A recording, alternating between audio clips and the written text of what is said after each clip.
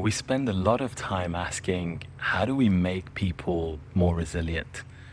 I think it's a reasonable question, but lately I've been wondering whether there's another one.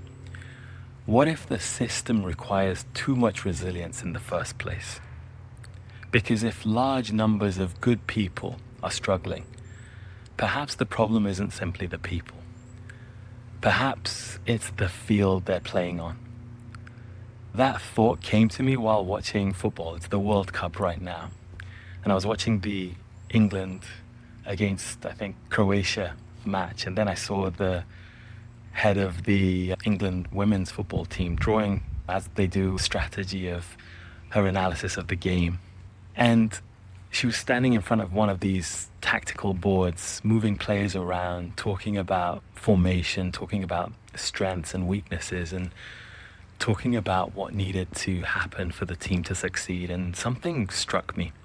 Football managers rarely start by blaming the striker, not first. They look at the formation, the tactics, the pitch, the opposition, the team, the conditions, the system.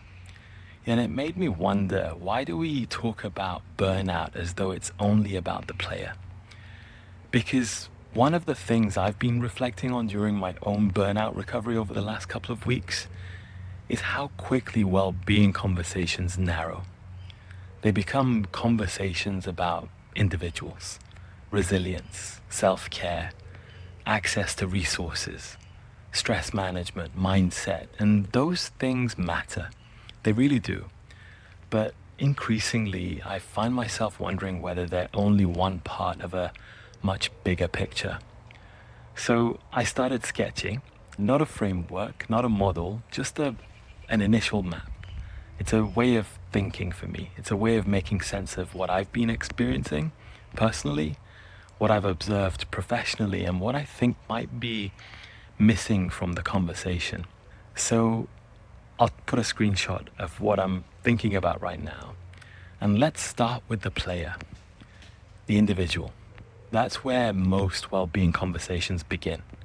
Their physical health, mental health, energy, sleep, lifestyle, resilience, mindset, their thinking. As a doctor, I care deeply about all of these things. Professional help definitely matters. Assessments, diagnosis, treatment, recovery. But football teams don't win because one player becomes more resilient. And workplaces don't become healthy simply because individuals learn to cope better. So what else matters? The team, culture, trust, relationships, psychological safety, a sense of belonging, connection.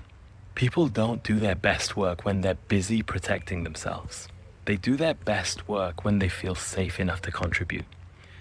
And when trust disappears, something important disappears with it.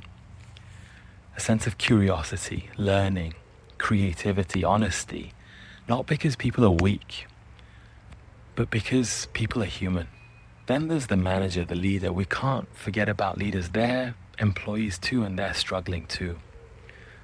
But they too have a need for leadership skills, a sense of direction, communication skills, purpose, integrity. And one of the most interesting things that I've noticed in recent conversations is that people rarely complain about well-being programs. They talk about trust, they talk about integrity. Leadership isn't what leaders say, it's what everybody else experiences. And when words and actions stop matching, people notice.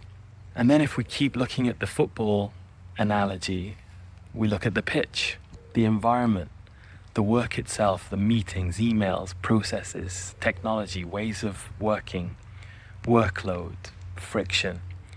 And this is where my public health thinking becomes interesting for me. Because a broken system eventually blames the people trying to operate it. But a healthy system takes responsibility for the conditions it creates. And I sometimes wonder whether we've become very good at helping people survive unhealthy environments, instead of asking how to create healthier ones. But let's not forget, the thing that I'm noticing is that the environment has been created over many years by the very people within it. So if we can do something to elevate the state of mind of those individuals and teams within an organization, maybe the organization becomes a healthy place, not only to enjoy work and survive and thrive, but to create the impact that everyone's on a mission to create. Then there's the crowd. Again, to the football analogy, it's the wider context. Think of society, politics, conflict in the world, economics, family, community, the media and what they're showing to the world, financial pressures, life circumstances, but also the life course perspective. Just for me, standing here now, I'm a product of everything that I've been through in my life, but it's probably also not just my early childhood experiences, but also maybe some what I call intergenerational, so things that my parents, grandparents maybe have been through that impacted me biologically, genetically, epigenetically. We don't leave our lives in the car park when we go to work. That's if we drive. We bring them with us every single day. So how we go to work and function and thrive within a workplace is obviously not limited to the workplace conditions. There are conditions outside of work. And then there was one final thing that I felt was missing. Something I've been exploring deeply during this recovery period from burnout. It's this inside-out nature of human experience. Because two people can sit in the same meeting, hear the same words, and experience completely different realities. And I think that's worth paying attention to. Not because circumstances don't matter, they do, massively. But because human beings don't experience circumstances directly. We experience them through thought, through perception, through meaning, through interpretation. And perhaps that's the missing lens.